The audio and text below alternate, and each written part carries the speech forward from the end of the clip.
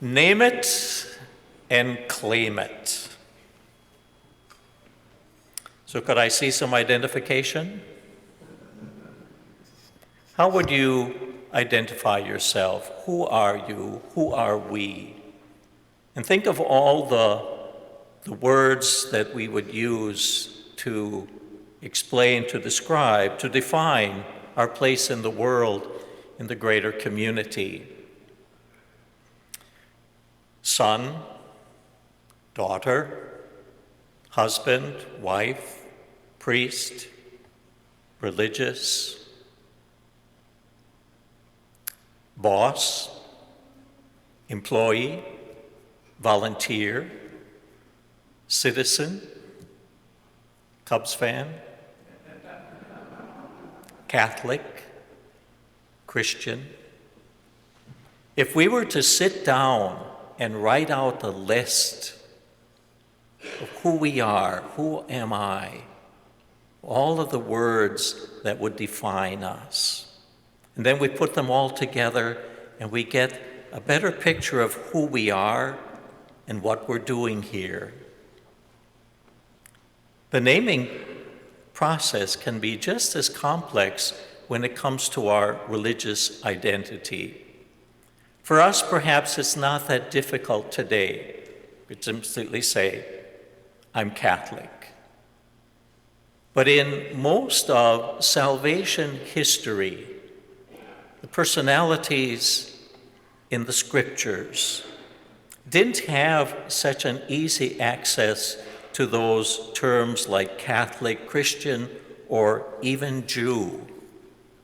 Hebrew was a catch-all for wandering people without a land of their own. Israelite, at first a genealogical descendant of Jacob, of Israel, that became then also not only a religious identity, but a national identity. So it was more important to name the relationship to God than to a particular religious system. Children of Abraham. Abraham was God's man. Followers of Moses and his law, something more precise identity. So they were the chosen people, the children of God. In our first reading, Isaiah says, God speaks through Isaiah to the chosen people, and he says, you are my servant. Well, servant is a bit of a clash, to a servant. And so then Isaiah quickly adds, it is too little for you to be my servant. I will make you a light to the nations. So I wonder if any of us in our list of who I am would have put down light to the nations. There's a big difference between identifying ourselves as a member of St. Elizabeth Ann Parish as to describe ourselves as a light to the nations. Yet how we name and claim our religious identity is really significant. It shapes how we respond. So are we nominal players or eager participants? Think about it. Your identity here with this parish. Am I a nominal player or am I an eager participant? Paul today in our reading identifies himself as apostle. Paul from the beginning had two identities. His name Saul in the synagogue, and Paul as a citizen and businessman of Tarsus. He added a third.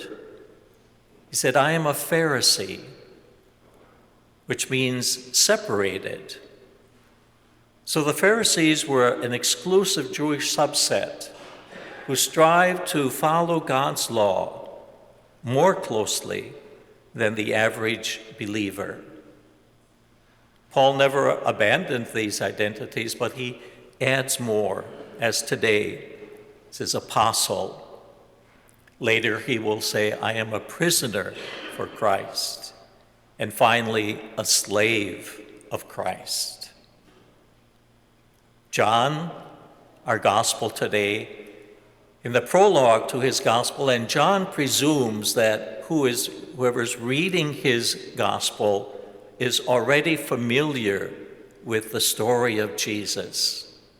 And so his prologue is bursting with identifying who Jesus Christ is, the titles he gives to Jesus, the Word, the Light, the Divine Son, Christ, Messiah.